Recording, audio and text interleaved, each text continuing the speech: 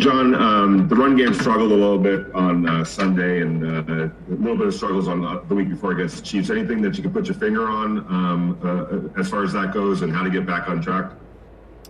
Well, that's an understatement against Atlanta. We got stuffed on 4th and 1, and we got to do a better job as a coaching staff, obviously, and we got to continue to emphasize it. We're good at it. I think people respect that we're pretty good at it.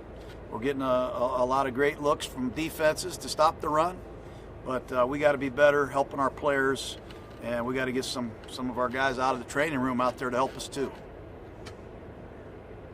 John, do you guys need to get more out of Malik Collins, and will you look to maybe get Mo Hurst in there a little more, mix him in more than you have been? Mo is hurt, and unfortunately, he's had some lingering problems, and he's going to be on short-term IR. So to answer your question, that's the goal, although Maurice Hurst wasn't practicing today either. So we'll have to find some help from someplace. If you know somebody, call me.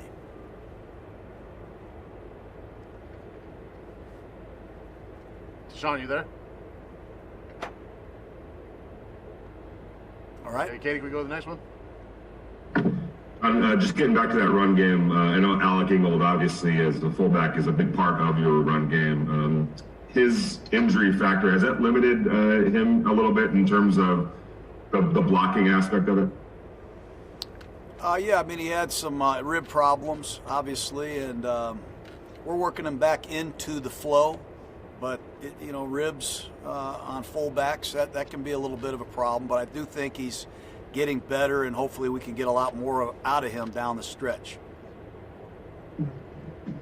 Hey, John, Jerry McDonald, what goes into, you were talking about making corrections every week. What goes into corrections on penalties? Are guys given their video breakdown of the penalties they committed on an iPad? And what goes into fixing that? The last couple of weeks have been an issue. Well, we're doing it virtually, Jerry. We weren't able to be in the office with our players, obviously, on Monday and Tuesday, so we point out the penalties. We turned some of the penalties in that perhaps we didn't consider penalties. Sometimes, maybe we don't see it the same way as the officials, but we do emphasize it.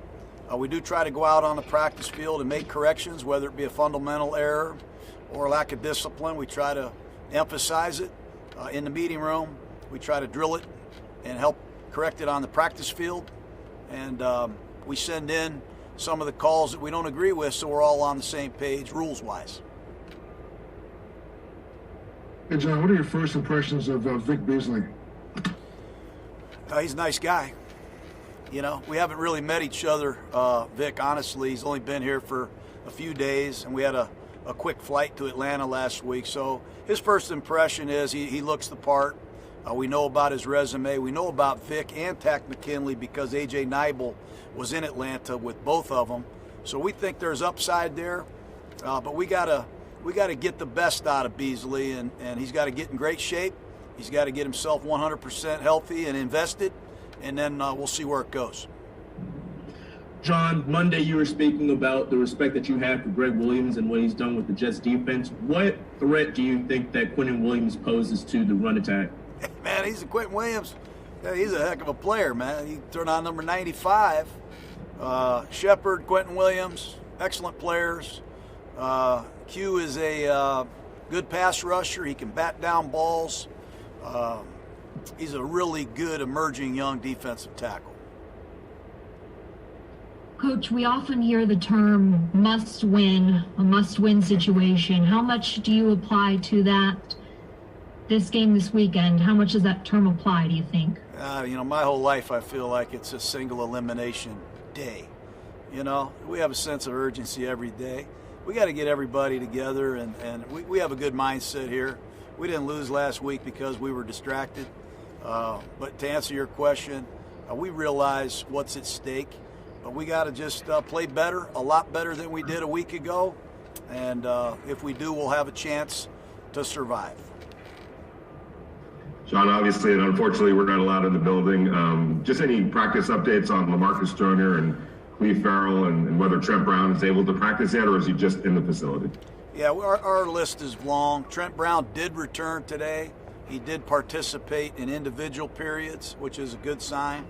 I don't believe he's going to play in this game, but hopefully we can start talking about him returning to the lineup soon. Joyner did practice. There's they call it a ramp-up period when you return off of Corona, IR, whatever that thing is. So we ramped up Joyner. We'll try to ramp him up again tomorrow. We've been ramping up Cleve Ferrell, and I'm trying to ramp up Raider Nation right here today. John, can I ask you a little bit about just facing a winless team, just how hungry you know they're going to be as a Jets team? And I mean, they got your full attention even though they're winless.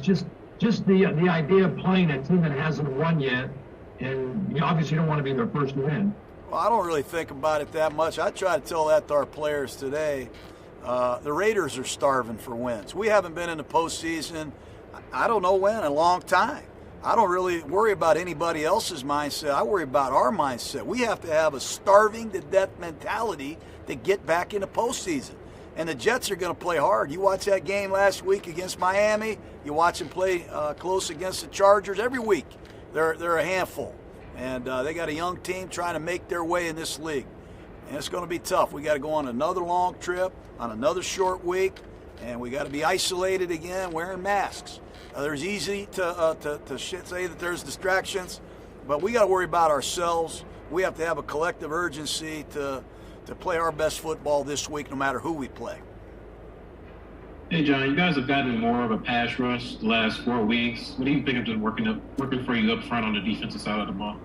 I don't know if we've gotten more pass rush, and we need to get a lot more pass rush than we've had, period. And I remember even when we had great days rushing the passer, it's never good enough. You know, we got to get a lot more consistent pressure on the passer. That's where it all starts. And we're not happy with it yet. We'll do 4 more. We'll go Jerry, Paul, Vic, then Adam.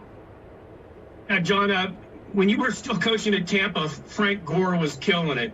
Then you go to the booth for 9 years, and he's killing it, and he's still playing through that, and now he's still playing. Just curious that, your observations as someone that's played for that long and doing what he does. I love him, Jerry. I love Gore. I remember he had all these injuries at Miami, Florida, and everybody said don't touch him because he's hurt. And all he's done is gore people, running the ball, catching passes, picking up blitz. He's a friend of mine. He's a great back. He's what the NFL is all about. I wish all of our running backs, I wish all young running backs could meet Frank Gore, watch him work, and see why he's been able to do what he's done. He's as physically and mentally tough as anybody that's been in the NFL in this history of this league. I believe it. He's one hell of a player, man. Hey, John, earlier, did you say that Malik Collins was going on short-term IR or Mo Hurst was going on short-term IR? And also, what was it like getting back in the building with everybody after being away for those 2 days? Was it kind of like a first day of training camp, first day of school feeling in there? Yeah, a little bit. Malik Collins is going on short-term IR. Mo Hurst missed practice today. We're hoping Mo can get his engine started again and be back with us shortly. Yeah, it was weird yesterday doing a game plan with your coaches from your house on the virtual. Not all of us coaches are very technological. We're not sound. Greg Olson has bad Wi-Fi. Another coach has a dog barking. Another guy's wife is yelling at him. It was hard, but we're trying to put together a game plan. But around the league, I'm sure you'll hear a lot of similar stories, but it was great to be around my friends today here in Raiderland. Hey, John, one more on Collins. Did he get hurt this last weekend, and what's his injury? I'm not going to get into the injury yet. I just know that he's had some shoulder problems. He's had a number of issues, Vic, and we're going to shut him down for a few weeks, try to get him right, and hopefully have him some point here before the season's over. All right? Yeah. What did you think of the team's response just mentally, seeing him back in the field and coming off that long ad and get ready for a game? Like, how did you think their mindset was? I think they were good. We had good meetings. We had a good practice. We're missing a lot of players. When you see the injury list, you'll see what I'm talking about. But I do think our guys are focused. I think our guys are working hard, and I'm excited about that. Okay, great. Thank you, everyone. All right. Thank Have you. a good day.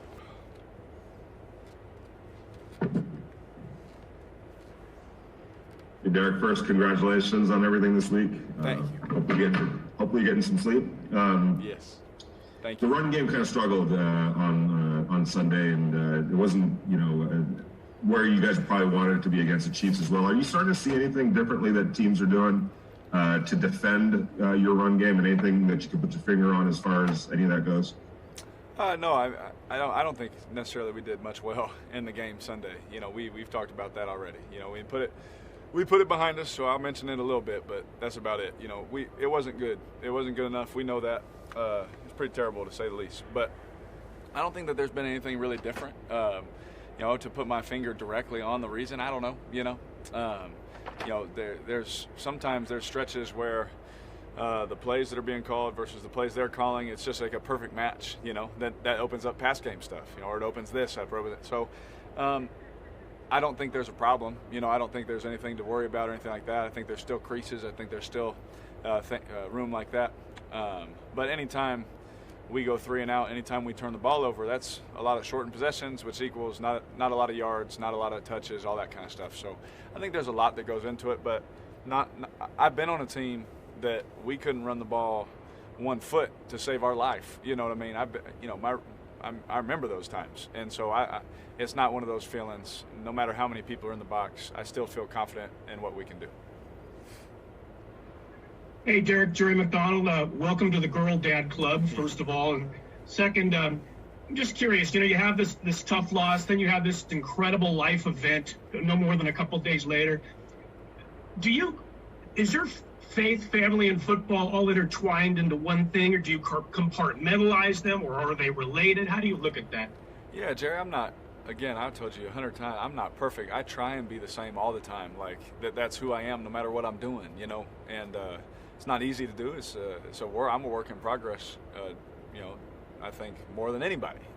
But I will always, no matter what my job is, someday, I'm not going to be a quarterback. And so is my job going to take precedence over my faith and my family? No. That's always number one. That doesn't mean I give anything less to it. That just means it is what it is. And so whenever we have a tough loss, or it would have been nice to come off a big win, and then have my little girl, but, one thing that was really nice about this week was, it was a tough loss. We haven't played like that in a while as an offense, and that really wakes you up. It makes you, check some things out. But, I didn't have to wait all week to have a smile on my face. I was able to, let me rephrase that. I didn't do anything. Heather did all the work, but I was able to hold my baby daughter in my arms for the first time, and as you could imagine, that put a smile on my face and kind of regrouped me to get going this week. Derek, can I ask you a little about facing a winless team, a team that's hungry to get its first win, and obviously every game is important and you pay attention to every one, but you kind of obviously you don't want to be the first team to give this team a win. Yeah, I've been there my rookie year. I was 0-10, I think, right? 0-10 to start the season, and then we ended up beating the Chiefs, on Thursday Night Football. So I know that you're hungry, you're always working, and I'm not in their building, but I would assume they got good football character guys, good leadership, those kind of things that are preaching the right things all the time. And it's the NFL. It's a matter of time before they can get things going and do things the right way. So. And I'm sure that they are, So I'll pump the brakes on winless team and just reiterate that they kicked the crap out of us last time that we played them, and we had to go there, and they beat the dog out of us. And so if we don't bring it, they'll do the same thing again.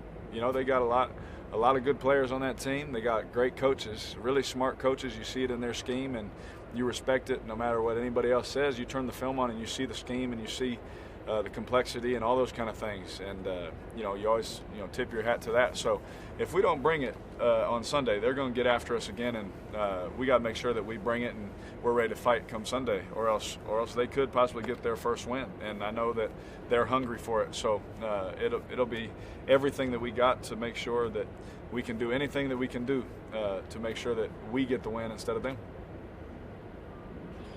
Derek, of course, the facilities were shut down on Monday and on Tuesday. Would you say that the headquarters being shut down and not being able to be there was a blessing in disguise with everything that transpired over the past 48 hours for you? I don't know. I can only speak for myself. I can't speak for everybody else.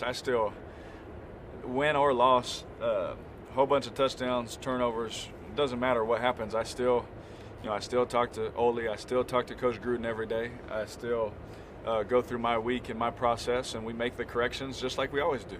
And so did we have to do it Zoom rather than person and things like that? Yeah, I mean, that stuff is different and things like that, but we still make sure we get done what we need to get done. Just like I said with my life, just as a football player also, I'm a work in progress just like everybody. Yes, we come off some, stretch where we had a lot of wins, and we coming off, a real high where we, almost beat the defending champs for the second time, and then things like that, and then we lost this one. But it doesn't change our process and how we go about things. We make the corrections, we talk about what went right, what went wrong, and then we move on to the next week, and hopefully, reflect on what we didn't like last week and improve it upon this week so it doesn't happen again.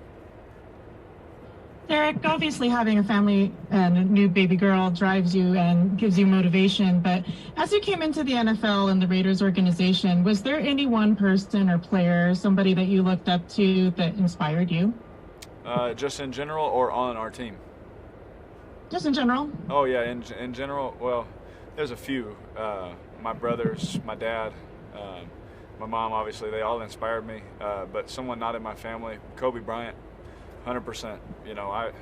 I watched every video. I read every bio. I read everything. I mean, he would be coming down the court, and based on how he was coming down the court, I'd tell my dad, watch, he's going to post up, he's going to spin to the baseline, he's going to shoot a fadeaway. Like I could just tell in his mannerisms. I was like, man, maybe I'd have a chance to guard him. That's how intently I watched him. And so definitely Kobe Bryant inspired me to do something today that a lot of people counted me out when I was younger. A lot of people said I couldn't do it, and here I am 7 years, man, still doing it, and still motivated by things and words that he said.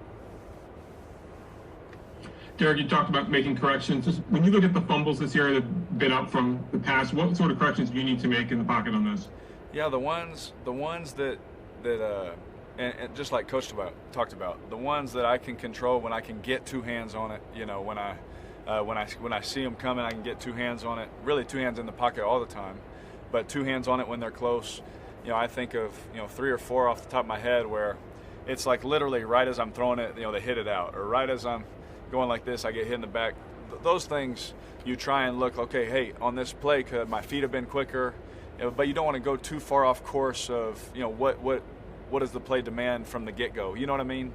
You don't want to just, hey, if this ever happens when this tackle or the guard, or do it this way. You don't get too much into that, but you just try your best. And on the first fumble, I was so mad at myself because I went to put two hands on it, but I didn't tug it to my body. I was completely wrong, and that was my fault. I made a mistake, and he was able to hit my arm, and it, dislodged the ball.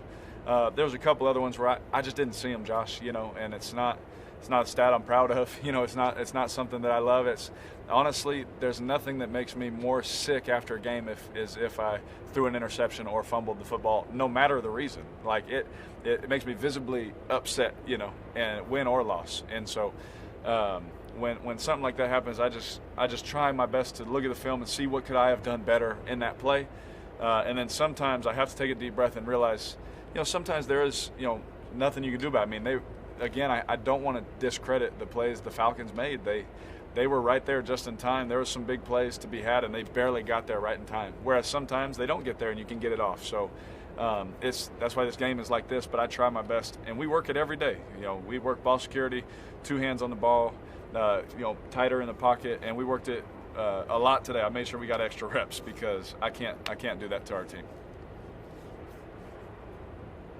Derek, I know today was your first in-person day of practice, but how did it compare to practice last week, which you thought was a little bit flat? Yeah, and again, I probably should say it better. I was a little angry. I mean, we always prepare hard. We always prepare tough. We were very prepared, like Coach said. When we talked about it, I said, Coach, we were prepared. It wasn't that. I think just the execution, that my demand on myself, and sometimes some things people don't see, like with my eyes, like, oh, I should have done that better, my feet or this or that, or the ball hitting the ground or a protection thing here. I just I just thought that maybe a couple of those things should have been better, and they should have been. But we were definitely prepared, and we work our tail off. So our coaches prepare us, and mentally we were ready. I think that we'll just bring more juice this time. This week in practice, bring more juice to the stadium as a team. I think us as players just want to take more of a stand on that, and really, us as leaders talking about it. We talked about it. Hey, let's make sure that we fill this team with energy and juice and whatever we can, positivity, and we'll take it upon ourselves to make things better. So I think I agree with everything Coach said, and a little bit of what I said, I could have said it probably a little bit better. One more question, Willie.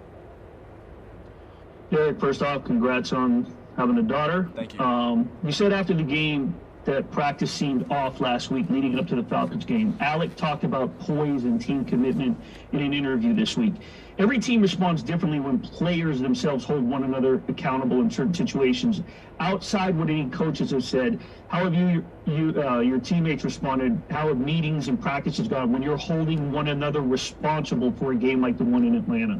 Yeah, I think just the energy that you feel in the meeting room. There's a different energy when when everybody's locked in. There's a different energy on the practice field when everyone's bought in and feeling good. And no one feels good right now. Willie, no one in the NFL. Everyone, I got things that hurt. Everybody on this team has something that hurts. And it's easy to go out to practice, do your job, and then all right, leave the field. But there's more to team. There's more to football than that. It's the ultimate team sport. And if everyone, if one guy on one play has a lapse, the play doesn't work. So we try our best as a team and as leaders to make sure we're always bringing the juice personally first, and secondly, everyone in our position group and around us is bringing it, so that we feel the effort at practice. Even when you don't get the ball, are you finishing to block, or when your buddy runs a route and you didn't think it was his best route and he didn't get the ball, are you correcting him? Are you still staying on him? Because there's a standard and an ultimate success that we want, and you have to from the team, the inside out, you have to be able to hold each other to that standard. And I think today was a great day. Today was a good start, but hopefully tomorrow will be even better. Great. Thank you, Derek. Thanks, y'all. Go ahead and raise your hands for questions. Before we start, just want to say thank you to you guys. I think y'all are working hard on Zoom, making the most of it. I don't think any of us take it for granted what you guys do, telling our stories. So just want to say thanks real quick before we start up. I know you guys are working hard. So.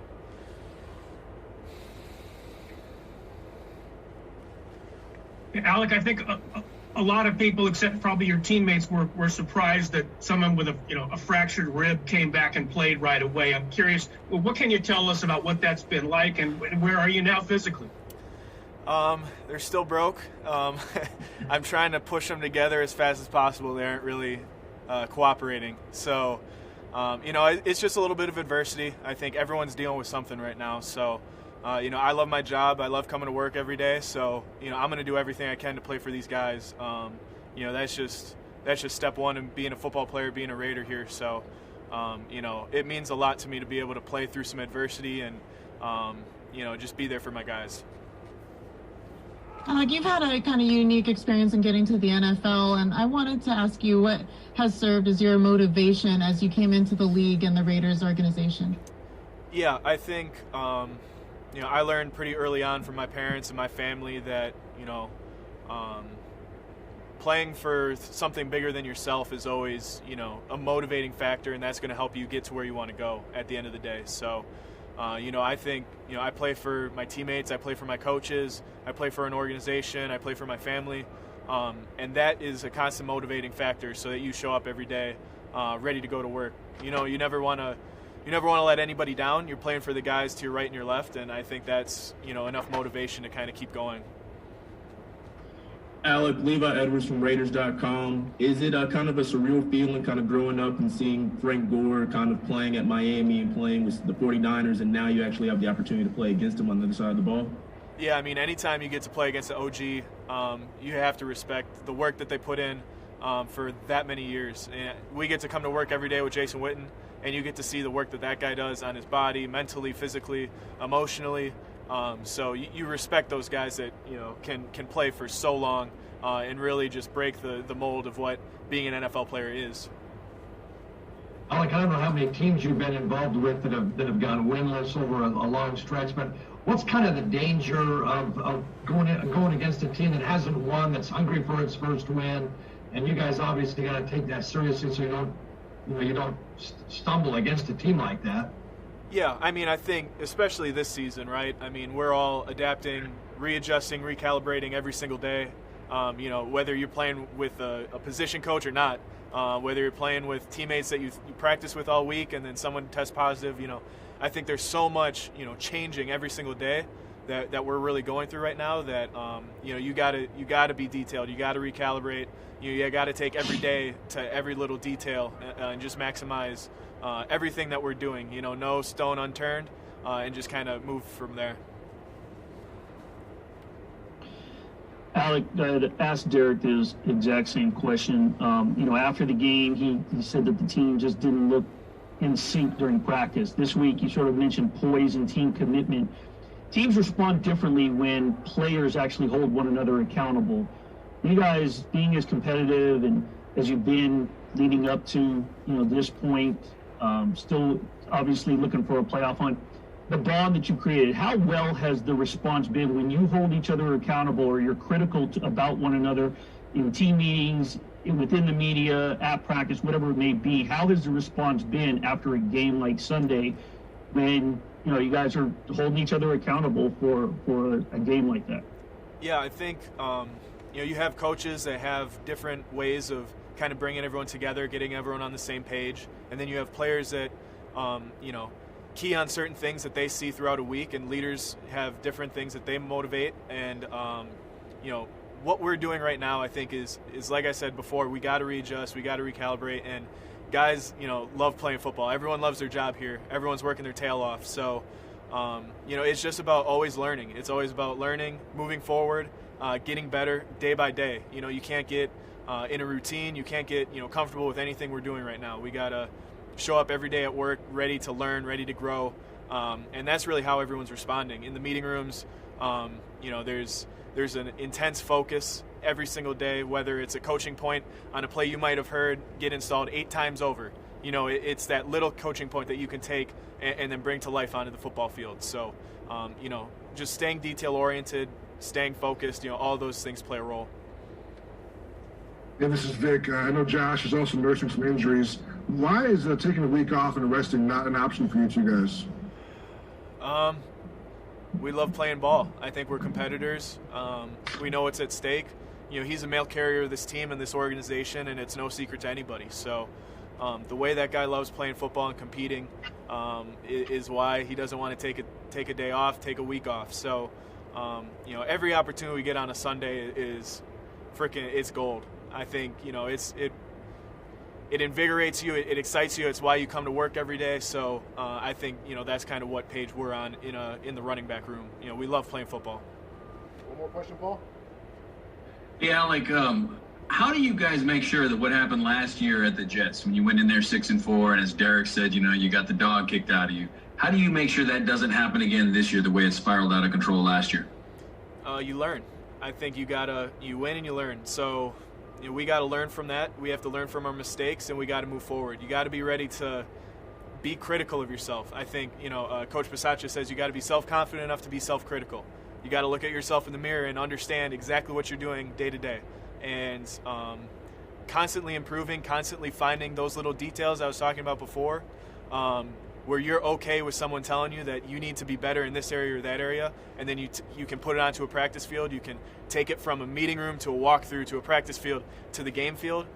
Taking all of those steps, I think that's what's growing this team, and I think that's kind of how you have to take it day by day. Great. Thank you, Alec. Thank you, everyone.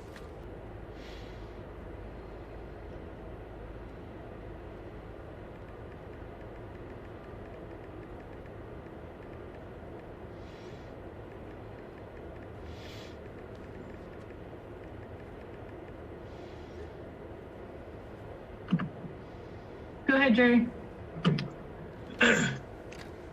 Hey, Clay, wanted to know how you're feeling and how tough it's been to sit out and have to watch the way things went down. I'm curious. Now, last year you had that illness, and you wound up fighting back from it for the rest of the year almost before you got yourself right again. Is this anything like that?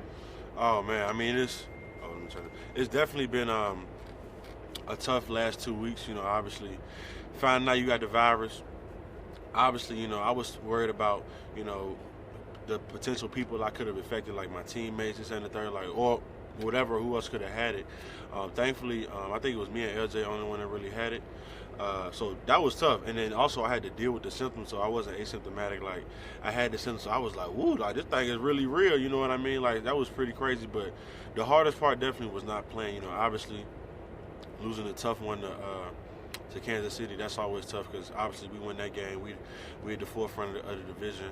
And then watching last week, you know, obviously that was a big embarrassment to us as a team. So just not being able to be a part of that was really, really tough, man. But I was happy I got to travel with the team last week. And now I'm just excited I can be back, man, so we can go on this run for the playoffs. Clay, I know like a lot of other teammates of yours, you know, you probably grew up, you know, going out throughout school, watching Frank Gore play for the 49ers and really do his thing. And now, 15 years down the line, he's still in the league and you're actually about to face him. Is it kind of surreal or crazy knowing that he's been in the league for so long? And are you excited to face someone of this caliber of Frank Gore? It definitely is crazy. Back in the offseason, you know, I remember seeing him down in the offseason training in South Florida. And it's like the craziest to see like the work that he still put in. You know, I think he said 15 years in. So it's crazy, man, because that's the type of passion that I want to still have when I'm that old playing the game. You know, he's 15 years in, he's still training like he a rookie in the league. So it's good, and you can tell like Frank Gore is still a really, really good player when you cut the tape on. So, you know, obviously we're gonna have to game plan for him. We're gonna have to like, really try to shut him down. Clelin, obviously when you go through something like having COVID, there's really no way to set your mindset to prepare yourself for that. But where did you draw from, like, as far as inspiration or motivation to try to push through that kind of adversity and get back? Really just my faith. You know, obviously regardless of the fact, everything happens for a reason, you know, and that's the kind of things that makes me never waver regardless of whatever's going on in my life is my faith with the Lord. So I would say, you know, and I have a very good support system around me, you know, as far as like not just my teammates, but the people who, you know, off the field, whether it's my family, whether it's my girl, whether it's my brothers, you know, my close friends. So I got a really good support system, and, you know, they help me remind me, like, you know, there's a higher purpose on your life. So you just got to always remember, like, just keep it even, kill. You know, everything is going to be better in the end. So it's good. How long did it take you to get physically back to where you were before? And are you there now? Are you feeling as good as you did before you got the illness? Right. Definitely body-wise, I would say I still maintain most of my strength, speed, quickness, all that. But I don't think anybody, regardless of the fact, when you're not playing or practicing for 2 weeks, you know, I was still working out on my own, but it's a difference in football shape. Like, my wind is still trying to get back, if you know what I mean. Okay, still a little tired on the field, still trying to get that back. But no, I'll be fine. I'll be fine for Sunday. You know, I just get the extra conditioning. I'm getting with my strength conditioning coaches, so I'll be good. You guys have another addition to the Clemson Raiders with Vic Beasley coming around. I guess, what do you guys take from having all these different guys from Clemson in the program now? And what did you learn from Clemson that you guys all bring to the Raiders? I just feel like, you know, we just bring that winning mindset. You know, that's the culture that we're trying to create here. And obviously people can see, you know, since we had that first wave of guys last year, and you can see just the kind of the strides that we've made this year with kind of the changing of our culture, you know, our first year here in Las Vegas. And like, we bring that winning mindset. We know how to win. We know how to handle our business, and we good players at the same time. So, you know, that's kind of what I look at. And definitely bringing in somebody like Vic, you know, that was somebody who I always looked up to, even before I decided to go to Clemson. You know what I mean? And then when I get to college there, I had a chance to I came really close to breaking all his records. If I would have went back for my last year, I told him if I would have went back for my last year at Clemson, I would have broke all his records. Hopefully, I'm 6 sacks away from his sack record. I think I'm like 8 TFLs away from his tackle for loss record. So I was like, he's someone who I always looked up to, and it's great to have him on the team. You know what I mean? Because he's definitely a guy that can add value to any D-line in the league. So. Clay, you somewhat answered my question to Josh's question in terms of the physical part of getting back. You know, there's about a 48-hour period. I know back in March when I had coronavirus. There's about a 48-hour period it takes to sweat it out, and you really feel all the symptoms. But the scary part is about 3 weeks later, the conditioning, the physicality, and trying to figure out if your breathing is actually going to come back, and putting it all together. You had mentioned football conditioning is sort of isolated. Your mental game, though, in being as scary as it is to try to get the different components of your body and the physicality, especially for a professional athlete like yourself, how did that weigh on your mental game? Was there parts of it at times going, man, am I ever going to get this back or that back or what? Yeah, I mean, I wouldn't say I thought about it too much. I will say this, like, prior to me catching this virus, and I'm not going to lie, like, I don't know, this kind of gave me peace throughout this whole season, I knew, like, and we were prepared, like you had to be ready as far as, like, mentally, like, when you start seeing guys around the league getting it since the beginning of the season, and as the season went on, we've had, like, a couple breakouts, this and the third, like what happened with the Ravens and things like that, like, I was somewhat prepared mentally already as to if I were to get the virus. So when I got it, yes, it was a bummer, but I was like, okay, like, I was prepared mentally to the point where it wouldn't crush me. I knew I was going to come back from it. And now I'm at the point where it's just like, I feel really good. Obviously I got to get my conditioning completely all the way back. But at the same time, the mental focus is, I think when I go 2 weeks without playing, it ain't really nothing stopping me from really caring about what the virus got. All I care about is I want to get back on the field and ball. You know what I mean? we're trying to get to the playoffs, Super Bowl. That's all that really matters. So that's kind of overpowering any other self-doubt that I could have about the virus still affecting me, if that makes sense. Any other questions, guys? All right, thanks, Cleve. Appreciate y'all.